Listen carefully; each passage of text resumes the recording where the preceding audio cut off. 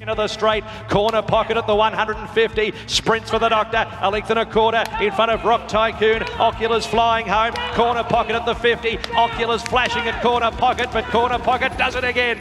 Welcome to Bet Doctor, behind the curtain look at how pro punters operate. I'm your host, Scoot. I've got DK in studio. Hi, Scoot. Nico Noonan. We've put him in isolation. He's not COVID positive, but he's having another spell at home. Don't know, I haven't really spoken to him much off the food poisoning, but I'm sure he'll be back next week. Bounce back quick, but I'm surprised to see you in here, though. You've had a couple of sick beats. I thought you'd be crook as a dog after the Ballarat Syntho the other day. Lockie Neindorf. Gods are torturing me at the moment. Like, hey? We did have 3 winners or something last week, and they were all dead set horror. Well, the thing at Swan Hill. Like, sat in the 1-1, pulled out to just run straight past them and just said, nah. Johnny Allen just bashed it to the line, thank God, got there. And then the other day, one spot you don't want to find on the poly tracks, the Coffin.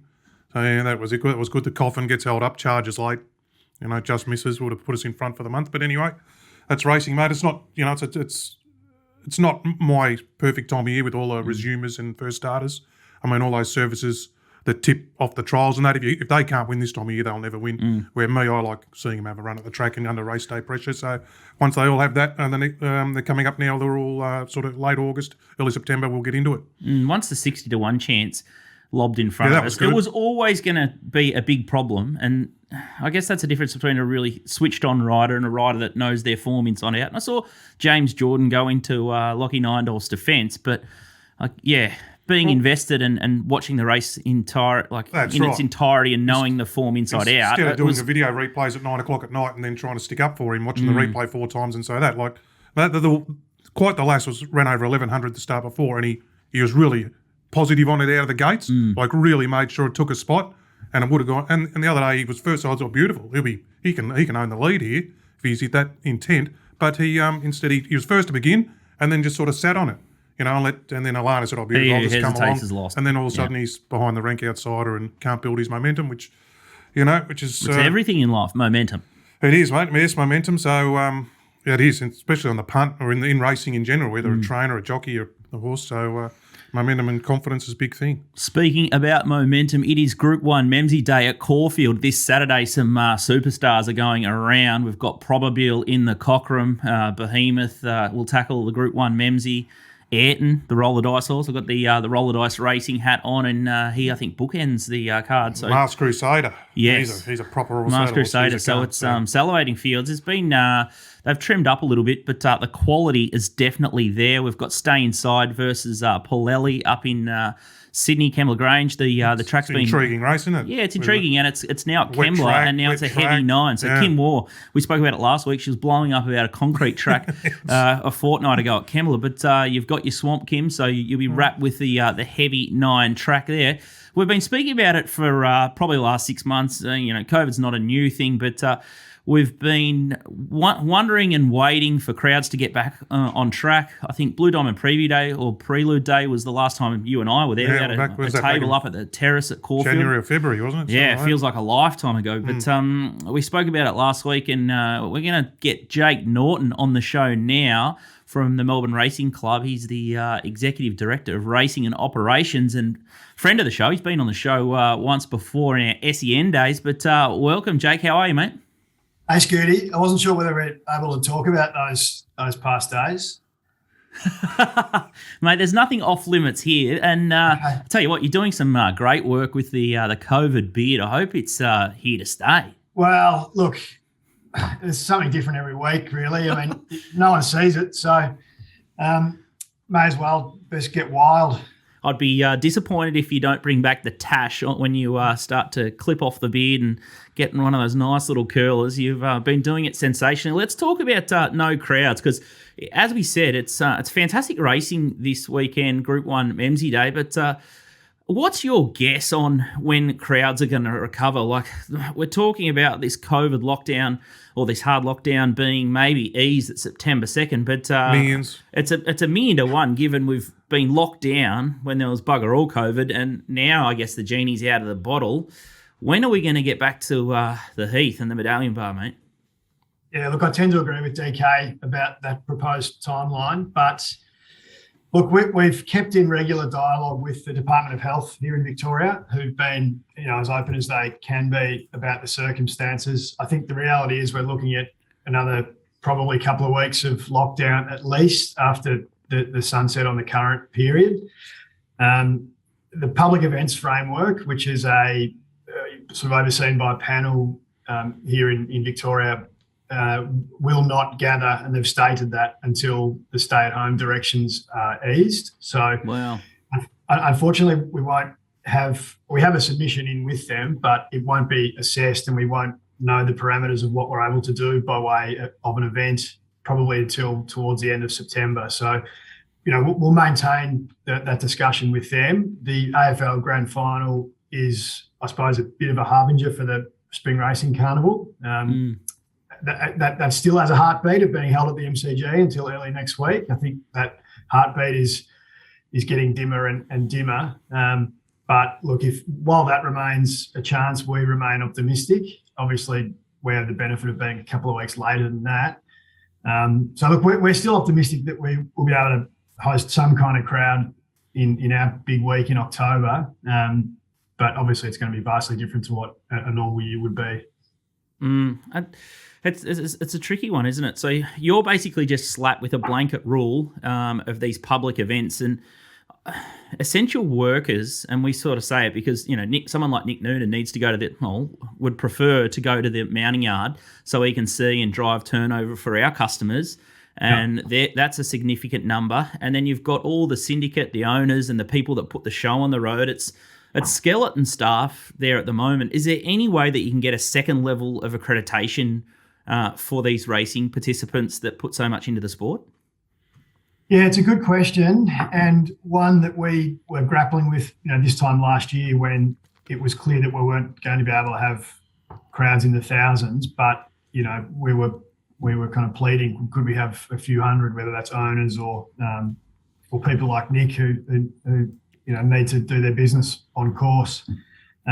Again, all of these things are part of public events framework assessments, and also which is overlaid by racing industry protocols. So there are a few gateways to jump through there.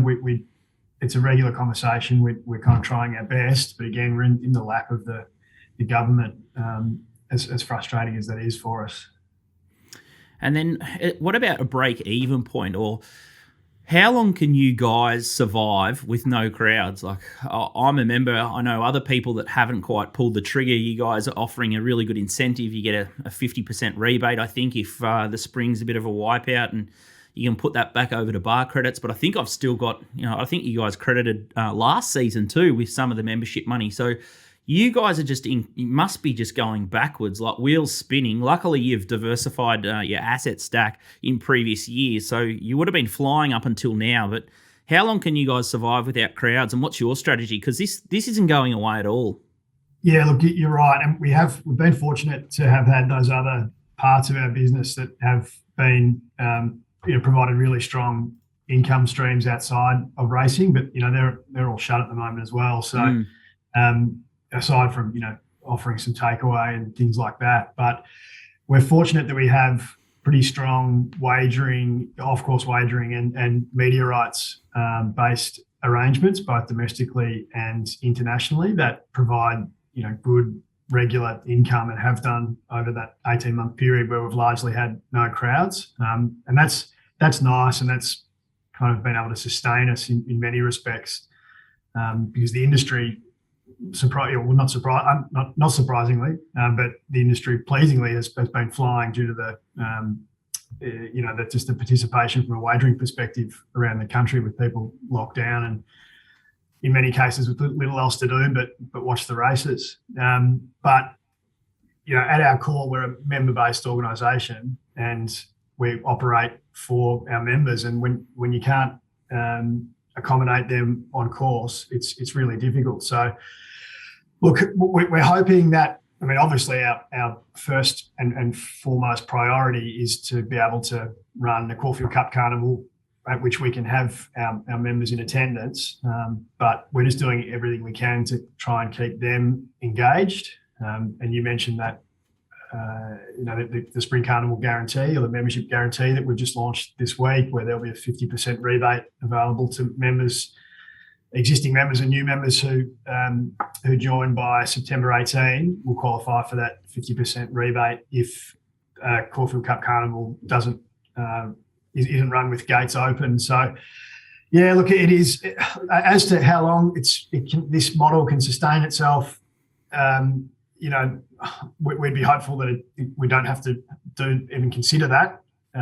But really, the reality is until we're at those sort of vaccination benchmarks that is now kind of the primary part of the discussion with government, then it's really difficult to say. But yeah, thankfully we do have those wagering and media revenue streams that are sort of keeping us ticking over.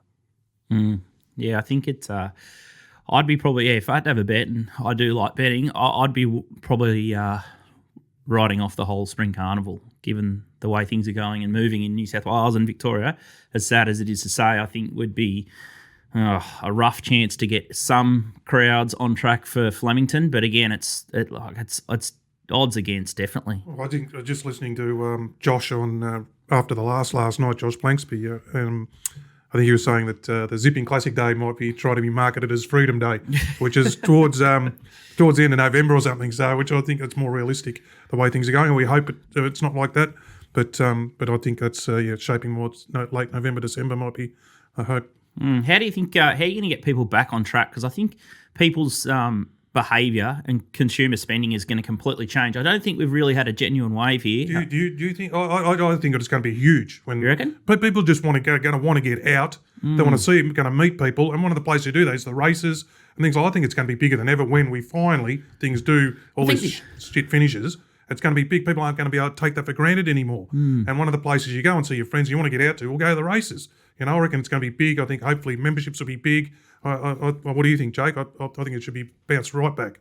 Yeah, I'm with you, DK, and we're pretty fortunate that we have a good gauge of what, I guess the temperature of our membership base on that front. We've done some research recently about what motivates people to be members of a club like ours, and it is watching the races live and that social environment. They're the two overwhelming motivators for that. So, and we did see that when we come back from lockdowns in the past, people have been really keen to get back to the track. So I hope there's a bit of that just organic, desire among people to return to that social environment and come and watch the sport, because it is an incredible sport to witness live.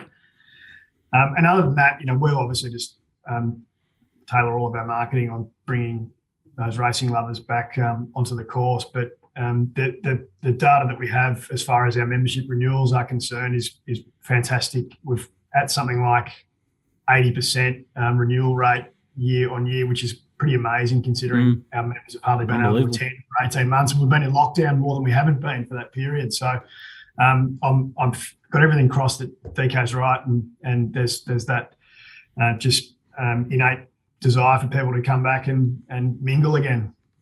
DK? Yes, now just moving on, I believe I saw an article, the last of the trainers are finishing up, is it mid-September, I think, out of Caulfield, so training finishes there, full stop. Done and dusted. They've all, a lot down to Cranbourne, some up in other places. Absolute end of my era. I lived at the half mile there. When I was a young fella, I won a premiership at Caulfield Footy Club when I was in young days and was living around there. Used to hang around the stables. I had a lot of friends work there, a lot of, so it's big end of an era, and I'm just saying Jake's comment on that, but also the property there sort of, there's some Lord Lodge and there's some high rises going up. There's heaps going on. Is there? Yeah, there is a fair bit that's been going on around Caulfield development-wise for a few years now. But yeah, look, it will be a pretty sombre occasion, DK, when that occurs. I don't know whether you can see over my shoulder, but I look out every morning to horses working, and it's an amazing kind of charming thing to have at your doorstep, and it makes the Melbourne Racing Club and racecourses generally that have training incredible places to work for that reason.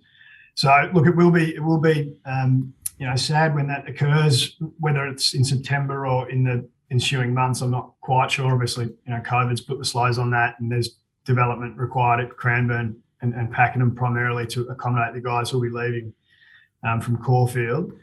But yeah, look, it is going to be a very different atmosphere here at Caulfield. I mean, I guess what it will enable us to do is, we have plans to build a second track with lights, which will be great for, I think, our members, but also just racing fans generally, given the location that Caulfield's in, relative to the population of Melbourne. And there is quite a bit of freehold land owned by the Melbourne Racing Club around Caulfield, for example, where stables currently exist. So there may be some further opportunities there, but that's all subject to planning approvals and things like that, which has been a contentious issue lately. But no, Caulfield will certainly be a lot different. The prevailing smell of horse poo and the clippity clop of the sights and sounds. It's a really unique place that will obviously change materially. But if it means more racing at Caulfield and more opportunities for our members to come to the races, then we're also very happy with that. Night racing at the Heath scooter. Outstanding, just around the corner from me. Beautiful. Absolutely love that. Let's do some live streams and get the party started. Hopefully Little Birdie can get on course and start to tear into a couple of live streams and see DK at his finest. Final question, will COVID halt any of the master plan and the big developments, or will it speed it up, or does funding take a bit of a hit there, Jake? Not really related, other than the fact that like in Melbourne, while we're in lockdown, construction is down to 25% of normal workforces and things like that. So possibly from that perspective, while construction is occurring, but COVID doesn't stop plans going ahead and all that type of thing. So a minor impact, but nothing too material. Outstanding stuff. All right, so Jake is working and keeping on asking the question about a second tier of accreditation. So that'll be music to Nico's ears. At least he's trying there. And the Melbourne Racing Club, 50% rebate. So sign back up, support them. They're doing it tough and bare bones skeleton stuff. But the future does look bright. Hopefully, you can get to that vax rate very quick, smart. And it's great to hear that 80% of already signed back up for the next season, and the take-up race is absolutely sensational. So get around your local clubs. It'd be I'd hate to see any on any level fold and die. But thanks very much, Jake, for your time. Is there any Caulfield Mafia mail? Is there a moral on the card, or have you got any mail?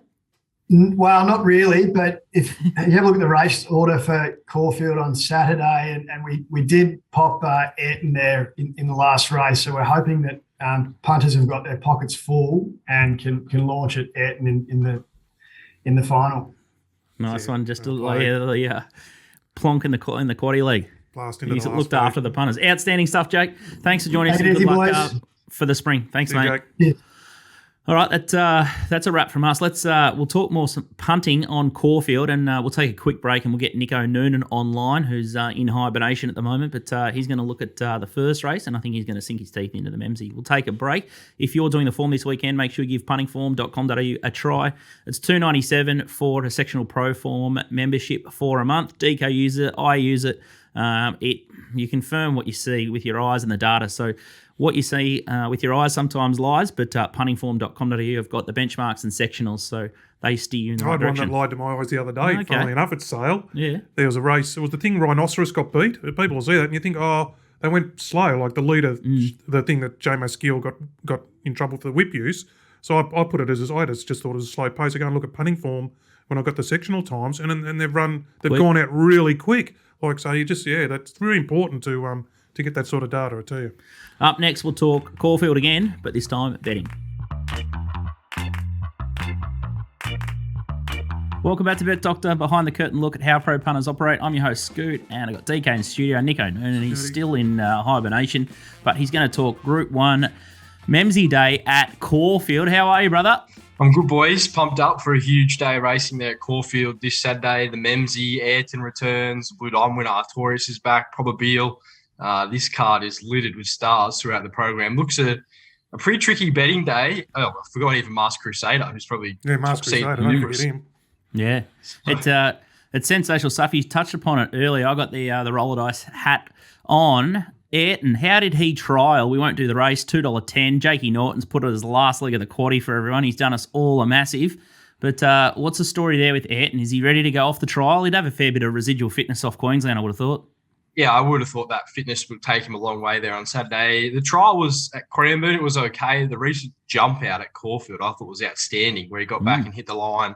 I think from barrier number 12, there could be a situation where he's probably heading back in the field and having to chase from potentially a long way out. So you're going to have to sort of assess the pattern. But, yeah, he does look probably hard to beat if he can run up to his best and looks in store for a massive spring. Is Jamie Carr off a tucker a bit at the moment? Is she riding well or no change or just wrong horses? Thoughts, DK or Nico? Look, she's probably not getting the gun rides as she was sort of, 3 months ago when she was taking out that premiership. But look, coming into Saturday, she does have some good rides, and I wouldn't be shocked at all if she's hitting the frame. She's on Behemoth in the Memsie. So, she's obviously going to get a lot of the good rides this spring. I think she's sort of holding out and not sort of locking herself down. I haven't sort of seen her locked in for anything for a Caulfield Cup, Melbourne Cup, Cox Plate. So I think she's sort of waiting to see what internationals are coming, who's going to jump on Zaki, all those kinds of things, who's going to ride to Dragon A with Bossy jumping on Incentivised. So there's going to be still good rides for her to come in the spring, and she's going to be right in the hot seat for a lot of them. Fascinating with New South Wales just plunged into their, I guess, harsh lockdowns and things like that and jockey zones. It's going to be interesting to see. Bossy's it's only going to get worse. Bossy's going via Howard Springs, which is the right thing. I'd go via Howard Springs too.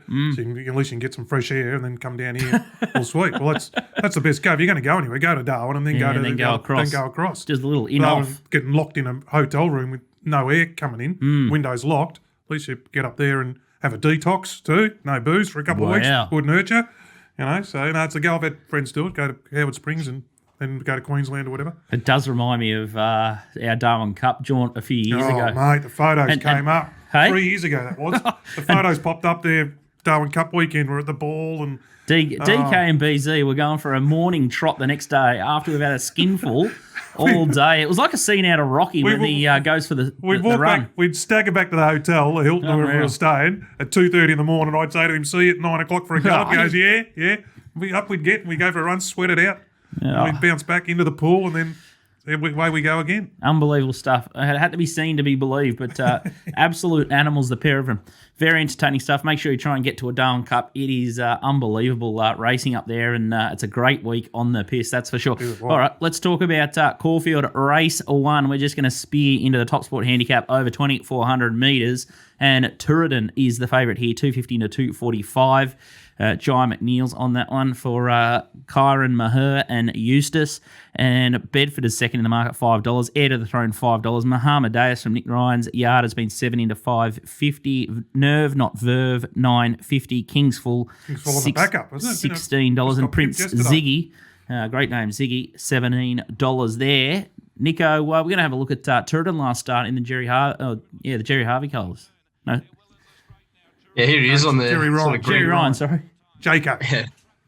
On the green colours back to the fence. This is against Hosier, who's unbeaten here in Australia. This is a pretty strong race. The horse in behind him, flashing home in thirds, Godeline, who's since failing at Sandown. Yesterday. So that sort of backs up the form a little bit. Look, I think this horse is looking for 2,400 now. This run was over 2,000 metres. This is a fast run race. He ran second at Caulfield prior in a fast run race. Potentially finds a slower run race here, but you look through his sectionals, sort of his last two starts, he's for the 200-metre split here on the punting form data. He's a 6 fast of the race in 12 and a 16-horse field, so he's pretty much middle of the pack there. And then his final 200, 2 starts ago, he's the quickest of the race. Last start, he's the second fastest of the race. I think just the way he's hitting the line is indicative of a horse who's looking for potentially more ground than 2,000. He's had a really good grounding with those 2 fast 2,000-metre races. Now gets to 2,400, gets a very soft run here from barrier number 1. He's going to need a little bit of luck at a crucial stage, but off what he showed, the horse does have a turn of foot, and I think with the change-up speed he has and coming out of those fast-run 2,000-metre races, he should put himself right in this. Eustace with these stayers, they just absolutely fly.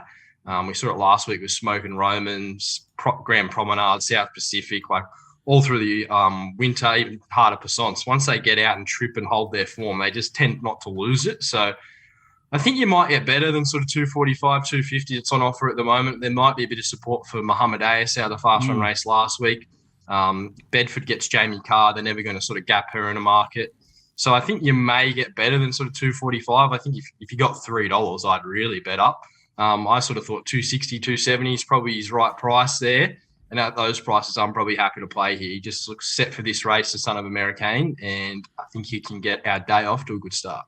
I think the market's trimmed up the right horse there in Mohammedaeus at 7 into $5.50 there. But you found a good race here, Nico, because I think there's a query on a couple of these at the 2400, and I would have thought that Turritin will be the strongest over that trip. There's not many horses that like 2400 metres in this field. Yeah, well, Bedford's sort of a bit untried. Mohammedaeus has been to 2400. He was unlucky here a few starts ago on a similar run race. He gets in well after the claim for Josh Richards. Heir to the Throne's much better on the wet tracks, and I think he's bringing in inferior form.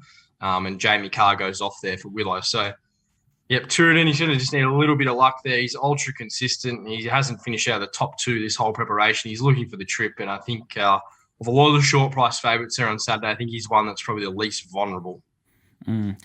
A little hat tip last week. Nico was all over Corner Pocket, and that was pretty easy watching last time. All right, let's have a look at the Group 1 Memsie Stakes, and odds courtesy of topsport.com.au. 1400 metres, always a big signal that spring is back in town, and Behemoth is a favourite here, $4 favourite. Tofane, $4.40 off that really strong Queensland Winter Carnival. It's different gravy here, though. All the good horses are around. Inspirational Girl is first up, $6.50, in from $8.50. Bo Rossa, $9, narrowly defeated last time. Probably needed the run too. Colette comes down here, which is an interesting placement, $9. Sierra Sue, last start winner and one of the TopSport big bets. So if you follow that little segment, you would have found her at the double-digit odds. $10 again this week. Agon is $12. Red Cam Man, $20. Streets of Avalon loves this track and trip, $20. 50 stars, $31. Samson, $34, and Archidemus, $81. The replay we're going to have a look at here is the big boy Behemoth.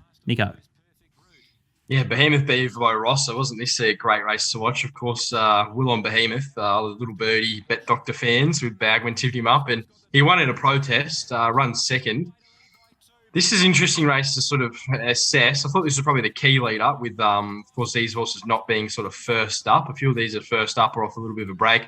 Behemoth charges the line here. Bo Rossa probably lays out a bit and just shows his inexperience as a racehorse. No doubt Behemoth wins. The protest was the right call there.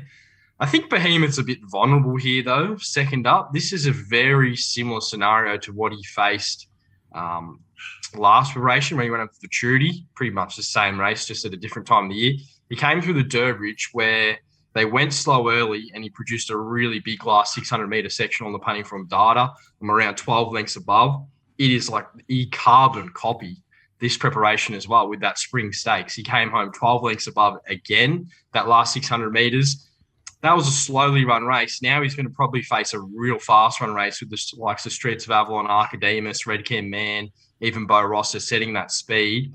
I think he was flat second up in the Futurity when that happened. This looks like a very similar scenario. So I was sort of happy to take on Behemoth. I thought Tofane was probably the horse that deserves to be your favourite. She's coming off 2 really good wins up in Queensland. I don't think she beat much, but she is probably at her best at 1,400 metres. The recent jump out was good. I think if you're going to mark one favourite, it would have to be her.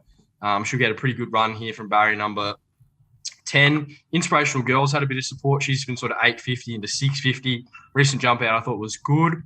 She's coming off some really hot Perth stuff. We didn't see her throughout the autumn, but she was probably a moral beating in the Kingston Town. She was a huge win in the Railway. Should be suited to a dry track. She brings in the X factor. I'm going to kind of lean to the on-pace runners here, though. It is a good race to sort of settle on speed and have that match fitness, and I'm going to go with 2 horses that do have that. One of them is Bo Rossa. I think it'd be much better suited here, potentially chasing. I don't think he was exactly advantage leading that field against Behemoth. He's going to find a fast run race here. The fastest run race he's seen today in his career was at Sandown. They went 9 lengths above to the 600-metre mark, and he won by the length of the straight. I'm expecting a similar tempo here. And I think they'll really bring out the best of him. He was in a fast run race in the Tobin Bronze, which he ran really easily in Adelaide. I think this could be the making of this horse. He gets a very soft run here from the map, probably box seat, and he's going to be right in the finish. I'm kind of happy to back him at $8. And I think Streets of Avalon's the other horse you've got to have a look at. He pulled up lame last start. big excuses there. He's a bit of a control freak. He loves to find the lead. Didn't find the lead last start. He was taken on the entire race. I think from barrier number 10, with Archidemus drawn outside him, I doubt Bo Ross is going to look to lead or anything underneath him. I think he will find the front here. So I'd be expecting a big bounce back from Streets of Avalon. He started favourite in the PB Lawrence. Yendall goes aboard here. I can't see it as a knock. He's a very aggressive rider coming out of the barriers. So I thought it's sort of $8, $9 Bo Rossa and $21 Streets of Avalon. I was kind of happy to have small plays on both, just with a few sort of question marks on where a few of the others are at and how forward they are for this. I'm against you in the theory with Tofane. I think she had a birthday last start. She was given an absolute peach by Willie, put her into the race, and then I think the track was playing really out wide, and he gave her an absolute peach. And the market just absolutely crunched Tofane. I think it was like $5.50 into $2.80 or something like that, and it was just an absolute gift that day. But this is different gravy here with Behemoth and Inspirational Girl and Bo Rossa, and I think Colette probably won't be suited with the surface here. I think she needs it bottomless to really excel at this sort of level. And D. Oliver barrier 12. I don't know about the intent there. Your man's back, Scooty. He's I know. I've cheered him into form. Yeah, but his camp's back. His camp's firing. So no, Nico. I mean, leaders back around Caulfield 1400s. Always, I can see we're always defaulting to those positions. Race fit horses. So yeah, again, it's resumers we saw in the Wink Stakes. All the resumers at 1400. The race didn't rate that well. I mean, it was a fast run 1400. No margins.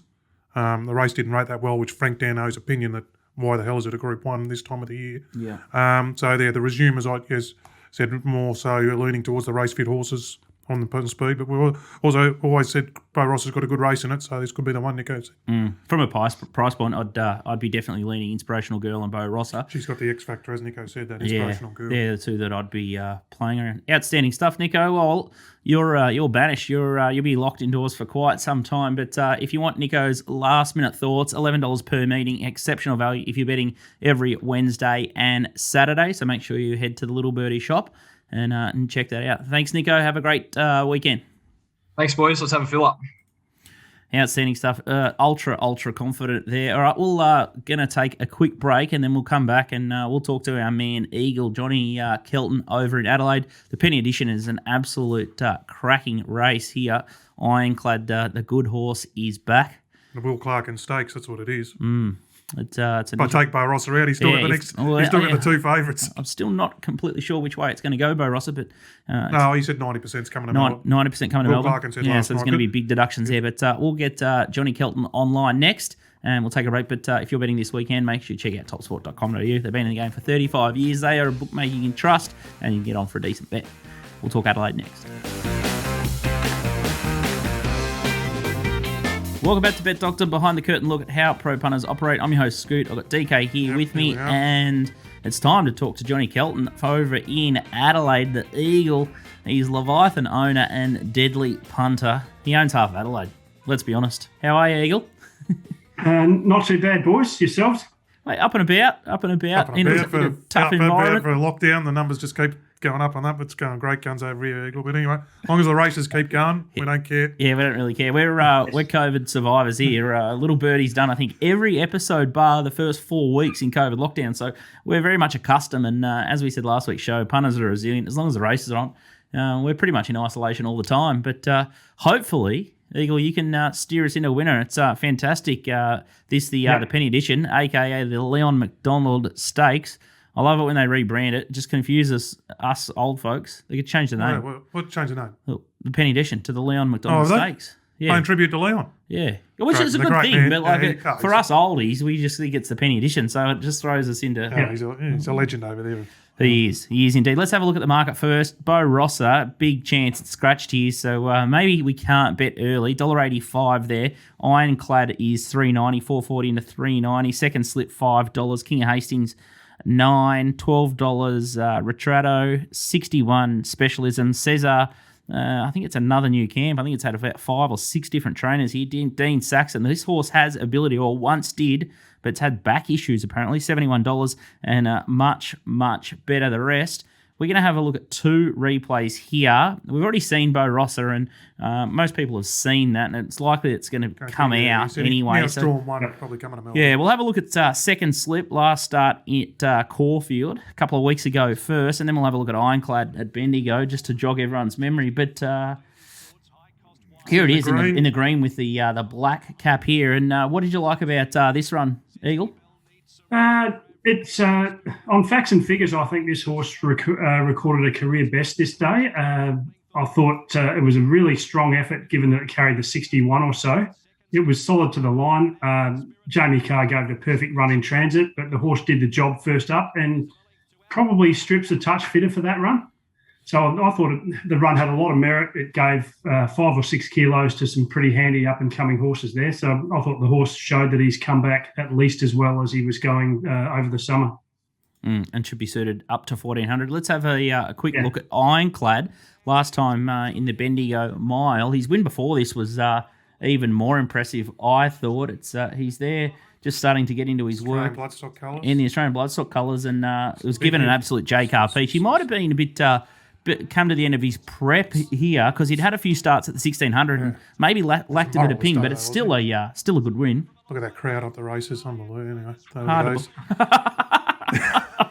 some big hitting owners in this horse, isn't there? Yeah, I thought this run here was very strong. They ran good time in the race. The horse might have appeared a touch more one pace than he did when he won on Adelaide Cup Day, but that was off a slow tempo when he had a beautiful cart just behind the leaders. I thought that was a very, very strong run as well, and he found the line really well. That horse has had a slight setback, missing the spring stakes with a foot abscess. So despite that, he's been trialling up really well, and I think he's the best horse in the race. So, Bo Rosser, you can confirm he's going to be pulled out? I know you were a bit unsure yesterday. Unsure yesterday. I'd say he's very, very highly likely to go to Melbourne. If he didn't go to Melbourne and he wasn't 100% right, he may not even run in the Adelaide race here. So I'd say he's very highly likely not to be in the penny edition field. So that really opens the market up after he gets scratched. DK? What are we read? You're reading anything into of these 2 favourites now, Ironclad and Bo Rosser for Ironclad and second slip for Will. And second slip, reading anything into T. Pennell being on the stable rider who knows both horses, being on second slip?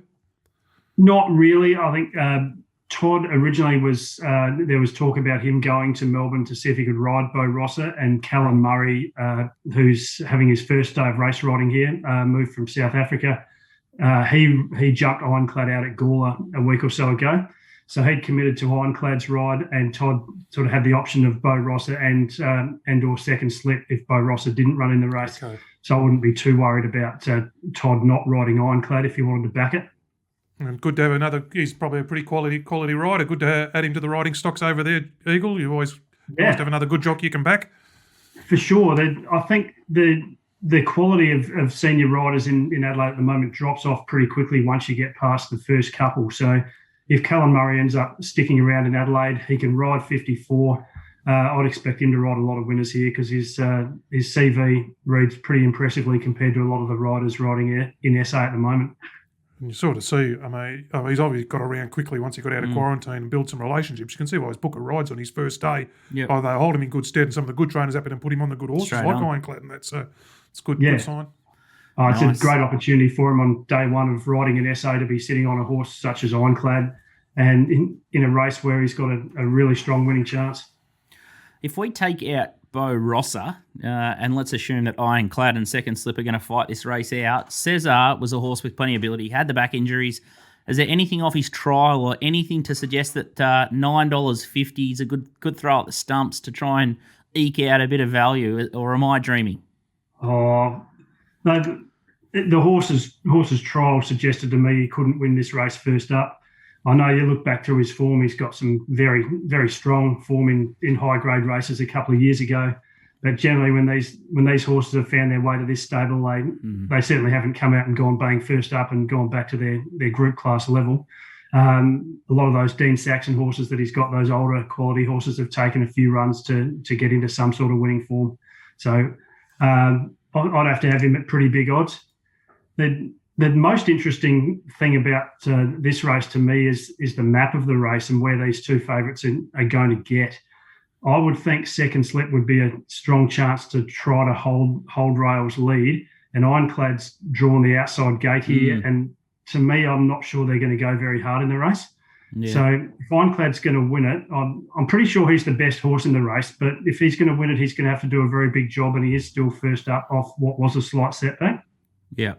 So won't be out there to bust his gut either. Won't be running on strong, but his talent might get him there. Be interesting to see how the track plays as well. Looks a pretty tricky card there at Adelaide on first glance. Have you got a banker out wide or a little bit of a value bet that we can rattle the Merle hands with, Kelton? Because you do move the market. In terms of how the track's playing, we haven't had much racing at all on the Parks track over the last month or two. And the other times we've been at Morphettville on the bigger track, the track's been in the slow to heavy range in general. So I think this weekend we'll see the track a fair bit drier than we have previously. We'll be racing on fresh ground, and I'd expect track pattern and backing horses on the speed would be advantageous here on Saturday. I think race 9 is quite a good quality race. There should still be decent speed in the race with Free of Debt drawn wide, even though Rock Hard is now scratched. Great Divine is an interesting runner for me. It went over to Moonee Valley and failed over a fair bit further, but its form over 1,000 to 1,200 metres was quite strong here before its last run failure. This is another ride for Callum Murray, and he comes in right on the minimum. If he was to be able to hold a spot somewhere in the first half of the field, I think he's a very good each-way chance in this race. I'd certainly concede. I could see chances to Brahmavi the Hero, who I think will get run of race, and Lacani Rose has got shades on, although it'll get back. But it's a race with a fair bit of depth in, and if there's good speed and he has a bit of luck, I think Great Diviner can run a pretty good race. We were on this 2 starts ago, I think, when Shane Adair beat the Bagman, tipped this up. So forgive one run, and he's back in the frame at $6 each way with Callum Murray. DK, what were you going to say? Oh, no, I was just going to say, I found a tried horse for you to buy, Eagle. Yep. Don't give it away on air. Sostinado, do you know it? Sostinado? If I could get the thing fit, I think that'd have a bit of fun with it. Didn't you put out a tweet or something that said it's done 79 kilometres or something in races for 36 starts with 0 wins? Amount of racing. If you go through and add up where this horse has been and what sort of distances this race Which you did that. How long did that take? I was a bit bored last Sunday morning. Couldn't believe it was back in the fields. But it's done an absolute mountain of work, and full credit to the horse, even despite not being able to win races. It's been very durable, I'll give it that. Well, mate, Bryce Stanaway horses do that in 1 month over here. They just carry it every week in the 2400s 3 times a week. I'll read out. They put it in the tried horse auction at the moment. They might get 40 or 50 grand for it the way they're going. Market is super hot. Eagles tweet there as Ostinato spins around in race 1 at Narracor. This will clock up 79 Ks under race conditions, all on the flat in the last 12 months. I'll retweet it actually. It would be fit to compete in the Melbourne Cup under Bart's principle. Record at 8, 36 starts, 0 wins, 2 seconds and 7 thirds. Unfortunately, it didn't bother the place getters there on Sunday, but I think we'll probably see it around next Wednesday or Saturday anyway. It's like a Bindi cheers, and there was a trainer. That's it. There's another trainer Bryce. Up in Queensland, and I think I saw it had a 2-year-old. This is about 10 years ago, and it had 23 starts or something as a 2-year-old. Just kept running it. Would have got dizzy. Anyway. Unbelievable stuff. All right, outstanding insight. Ironclad superior horse, but could get a little bit tricky with the map. So don't discount Second Slip, and Great Divine. It could bounce back sharply. Outstanding stuff, Eagle. Good luck on the punt, and thanks for joining us yet again. Cheers, boys. Thank you. Yeah, go. Outstanding. All right, we'll take a quick break, and we'll have a look at Kembla Grange, who's hosting the San Domenico and the Ming Dynasty. Some cracking racings up there at Kembla Grange on a waterlogged track. And Mark Lambourne, he's been peppering the scoreboard. Very unlucky last time, a couple of weeks ago on the show, but I'm sure he'll break his duck very shortly. Welcome back to Bet Doctor Behind the Curtain. Look at how pro punters operate. I'm your host, Scoot. Got DK here, co-pilot, riding shotgun, and now it's time to talk about North Korean racing with Mark Lambourne from Rand Racing. How are you, Perla? Very good, Scoot. Obviously, well and truly locked down up here, but the racing continues unabated. although we do have a new track on Saturday. I don't know if you've noticed. It's called Rose Hill at Kembla Grange. Kembla Grange. Yes, I saw that. It's outstanding. So North Korean racing in North Korean conditions under lockdown duress. Speaking of suspensions and fines, Tommy Berry, 17 meetings. It seemed a little bit light. Huey got 6 weeks when he caused that drum with Adrian Atkins, but 17 for Tommy. Too light or heavy? Look, I'd suggest that given the current circumstances, the stewards may have decided to give him some remission, as in a COVID remission. The act itself didn't look as bad as Huey's, but had basically the same result. The horse is dead. The rider is badly injured. And poor owners. Oh, I know. In a filly too, so a lot of residual. Well, it's a dangerous sport. What can you say? Yeah. What also caught my eye, which before we get into Kembla, Cody Morgan at Tamworth got fined $7,500 for texting or telling a trainer to scratch their horse. Offering an inducement. Well, yeah, 10% of the prize money if his horse happened to collect some of it. It's an interesting scenario, and it reminded me. As soon as I thought of this about, pre-race arrangements and things like that, there's 3 things that popped into my mind. One was Black Caviar when they moved the barrier. The other was It's a Done Deal when they moved the rail after it drew barrier 1. And then the third thing it reminded me, well, if they're worried about what happens pre-race and all these understandings and organisations and deals, well, it'd happen all the time in black-type racing. We just don't hear about it. So it's only that they've caught them and found out. So there'd be a lot of it that happens. And then the other option was, well, there's pacemakers and people, stables send a horse tearing out in front. And that's actually things that happen in the race.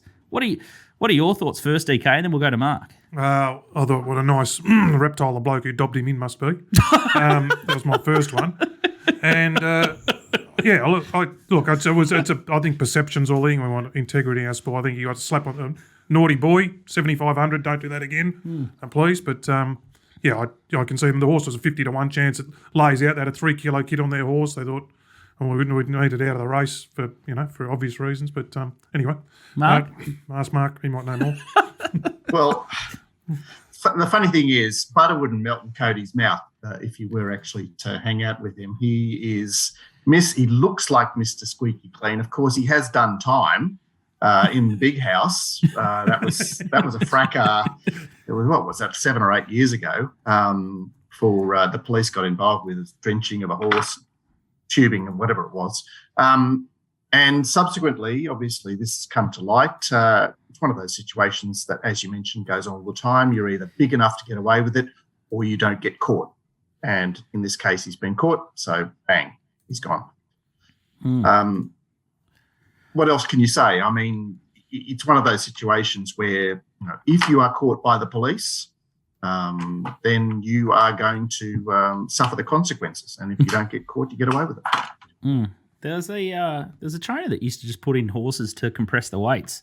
Oh, they probably do it everywhere, but used to happen a lot in New South Wales. I can't recall his name, luckily, but it's a funny one. Who gets caught and how, and then how they're punished for that. It's a perception. It's just we don't need the bad. I mean, look at yesterday. About that racing scandal, Victoria, with Adam Matthews in trouble again because he's desperate bloke trying to get money on the part. Lisa Enright had no winners for 2019, 2020. Had 3 winners this year. So obviously something's happened with one of those winners. But she's had 30 runners in 3 years, and it's a racing scandal. So we just don't need the need the bad publicity. There's one around every corner. It's a little bit like the NRL. And Kim Waugh went on record. Last time we spoke to you, she was worrying about the rock hard track, and now she gets a heavy 9. It's a swamp up there at Kembla Grange, which throws a cat amongst the pigeons with a few horses. No, get the track conditions right. It's track condition -2. Oh, it's Mark's little formula. Mark's formula. What do you think it's going to be this week? If they post a 7, it'll be a 5. Is that right? Look, I guess so. The thing is that we had a day of rain on Monday. Tuesday. Rained all day. They got 2 inches of rain, but prior to that, it's been drought conditions. You can't see a puddle anywhere. And, of course, the track curators, they look at the rain gauge and they give out the track based on the rain gauge.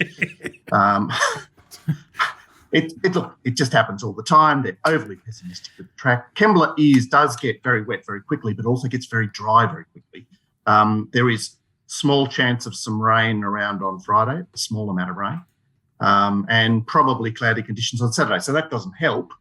But nonetheless, we've got a beautiful day up here today. Yesterday was windy, so I'd suggest that the track will have some give in it, but it won't be heavy. Perfect day to be stuck inside in lockdown doing the form. Let's have a look at the San Domenico Stakes at Kembla. Stay inside, the slipper winner, Emphatic it was, $2.50 favourite here. Polelli, $2.90. Remark is $4.80. In the Congo, $12. Sort of State, $13. Captivant, $34. Mautai, $41. And similar quote for Marzu and Ranch Hand. We're going to have a look at the trial of Stay Inside, who's now racing in the China Horse Club colours here. And it's just on the inside. It's just tugging there. And I think it's Marway in the Godolphin blue and Loston running on the outside. Thoughts here, Mark? Look, this was his second trial, obviously, so he was a bit more forward than some of the others. His figures from the two were the best in the race, but he is on the inside there. So I guess that doesn't matter for the last 200. It's what you would expect. There's another runner came out of that trial, what's the horse's name? Sword of State. And I'd suggest he probably needed the trial. That's the New Zealander. Finished alongside Stay Inside, but was under more pressure. Coming along nicely. There's a couple of aspects about the race on Saturday that are interesting. First is the rail position. So we saw 2 weeks ago at Kembla on the supposedly rock hard, what was fast, surface, that it was played a bit to the inside. The rail goes out 1 further metre, and most of the 4 metre rail positions, when the track has some give in it, are up and in. And he's got an awkward draw there, Stay Inside. Looks like he has to go back. And I think, the map is a little tricky for him. It's a funny one. I think I read a stat: 7 out of the last 8 slipper winners or something like that haven't gone on to win another race. But 70 out of the last 80, probably. 70. Yeah, it's crazy, isn't it? Yeah. Straight to start. Really. The slip was a welter. There's a welter there you go. And they go to start. And lots of fillies win it as well. And if a filly wins it, then it's a bit of a crap race. Generally. Lights out. All right, let's have a look at Palelli. We spoke about it as a spring horse to follow with Daniel O'Sullivan, and here it is in the Godolphin, the chestnut with the... and you get to see Remark here, the white star on its head, and Remark with the... checks. In the Massara colours, just getting on heels there, getting pole-axed. But nice turn of foot, this horse. Look, he's obviously shone at 1100. He was coming back from your sires to win at 1100 before spelling, and everything worked out perfectly for him. The best part was the price, of course. Remark got badly held up. In the Congo got held up, which is no good for a Gaybot horse. They both started a lot shorter than Paul Elliott and had excuses, obviously. They meet him again. Paul Elliott's got slightly better conditions. And then we've got the line through Stay Inside from the Todman with Remark. Remark sat 3 deep on that occasion, was having his second lifetime start, his first start away from home. Was coming off a break. Stay Inside already had some fat Randwick creds, obviously ridden negatively on that occasion, but you'd say that there wasn't much between them based on the Todman. Remark's already come back, had a run, perhaps gets a slightly sweeter map, or a suckier run. So I'd say there's not much between them based on that. Obviously, Paul Ailey, we've seen that run 2 weeks ago. There's probably not a lot between Paul Ailey and Remark based on that. So I would cluster the three of them and have number 4 marginally on top, because does appear to have a head of steam, and Remark does go to a slightly inferior rider. Tommy Berry obviously sticking with his slipper winner. Not much between them. And if the track does play up and in the Congo stays in the race. As we saw in the replay there, he didn't get a chance to show his wares. T. Clark will land straight on the lead here. This is the first 1100 I've ever seen at Kembla. It'll be starting out of the 1200 metre chute, but it'll be straight onto that long bend that they sort of commence at about the 1,000 mark, goes all the way around to the 450. So, he's got circumstances that enable him to stay in the race. Fascinating race. It is. The betting with this one will be unbelievable because Stay Inside's got all that hype. Will the big boys take it on, perhaps? And then, I love the way Remark picked itself up after getting flattened. He was great through the line. I didn't really notice it the first time we looked at that last week with Paul Elliott. All eyes were on the winner there, but on second look, Remark is and nice he had the horse. SP, he had the big SP over it, but as you said, less a jock, and it's a very fascinating contest. So you could say Paul Elliott was flattered there because the other two got held up, but anyway, but they're all upwards into their preps, so. Very fascinating contest. Regan Bayless, how's he riding He's up going there? all right. Going good? Yeah, because he was out in his feet 6 months ago, wasn't he? Took ages to hit his straps. He's a much vaunted international jockey, isn't he? But I guess he was riding a lot of Anthony Cummings cattle, which Anthony tends to start them in the wrong races, so they're generally 50-1 pops. So it's perhaps hard to build your profile and confidence when you're riding that subset of horses. But anyway, he's certainly found his way through to be capably B grade as far as the jocks up here are concerned. So you'd put him on and you'd be okay about putting him on. I give full credit to him for sticking it out. I thought he might have come home with his tail between his legs or gone maybe up north or something, but to his credit, he stuck it out and he's getting some opportunities. Outstanding stuff. Indeed.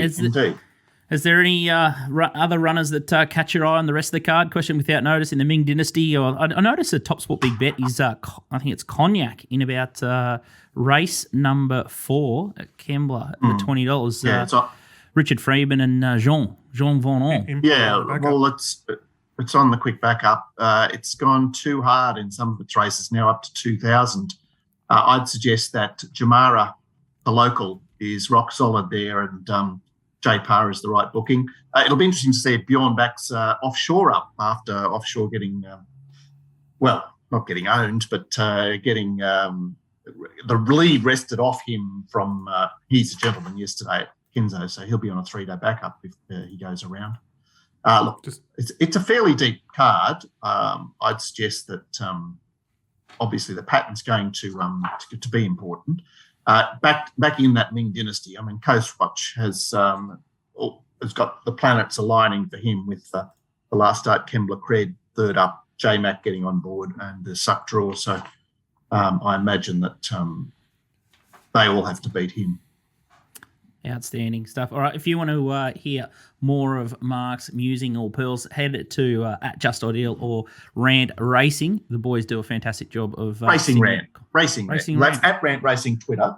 Yeah, but Racing Rant is the Racing Rant. place you look forward to. Yeah, At Rate Racing, but it's called the Racing Rant. Yeah, at Rant Racing. Yes, that's it.